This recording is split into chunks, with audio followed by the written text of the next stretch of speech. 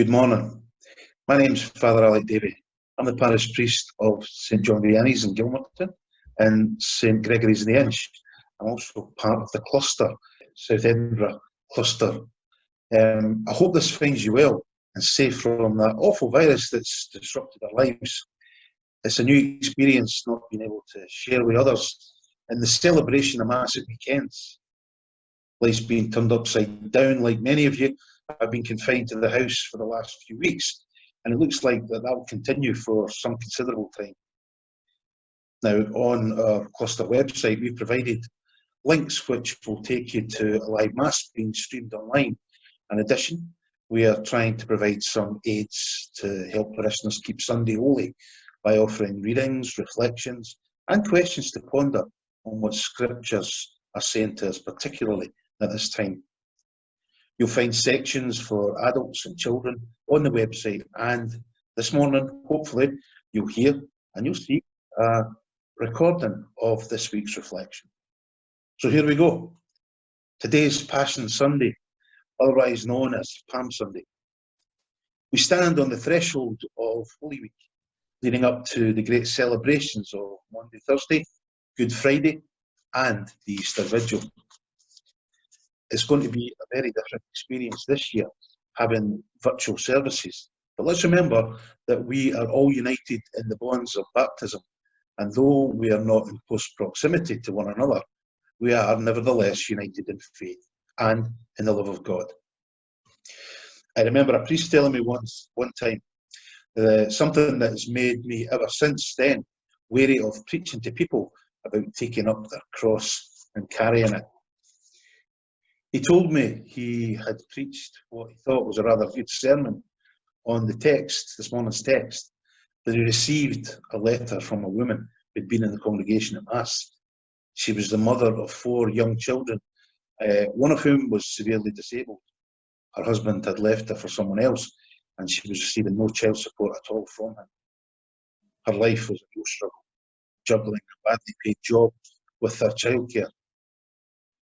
She wrote that she bitterly resented the smugness of someone like him with a comfortable life that he had, lecturing people about accepting suffering. Her punchline really at home. She said, "The heaviest cross you've ever carried was probably your golf bag." Ouch. The moral of that story is that those who have an easy life should be slow to admonish others to accept their cross and carry it. However, someone proclaiming the gospel should never dilute the message simply because he or she isn't putting it into practice. That said, I want to speak to you a bit about the cross.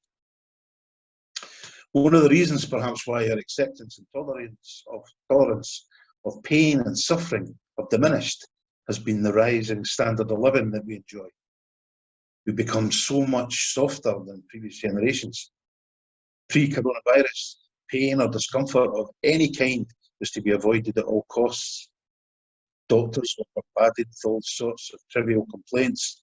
Bathroom cabinets were filled with remedies for all kinds of ailments, real or imaginary. We were doing all we could to take the pain out of living.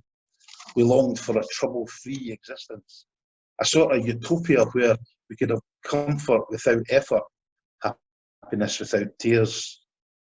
In short, the sort of life the advertisers tried to convince us could be ours if only we'd buy their product. In church circles, we've been chipping away for some time now at anything that smacks of suffering here or in the hereafter. Some would have self-denial, abstinence and sacrifice dismissed as weird practices from a superstitious past. We live in a world that's a long way from the one in which the gospel was written, a long way too from the world in which our parents grew up. But I wonder if their experience of life wasn't more authentic in some ways than ours is today. Suffering for them was part and parcel of living. The great myth of modern living is that perfect health, like perfect happiness, is attainable. But the reality is that perfect health is not the absence of pain, but rather the ability to cope with it and integrate it into our lives. we've been losing the ability to cope with pain and integrate it into our life by our increasing dependence on drugs. We should remember that drugs may mask the symptoms, but they do little to cure the disease. Maybe older generations were too fatalistic, too pessimistic, too prone to accept suffering as the will of God. But they knew that you can't take the cross out of Christianity any more than you can take the pain out of living. In the years pre-coronavirus, Lent came to an end after 40 days. Pre-coronavirus, we choose our Lenten penance, giving up this or that, or taking on a particular spiritual discipline, or being more conscious of the many needs of the less fortunate and coming to their aid. This year, we've all been hit with multiple penances that are not of our choosing, and the 40 days are being extended. And Good Friday is coming early and is being extended too.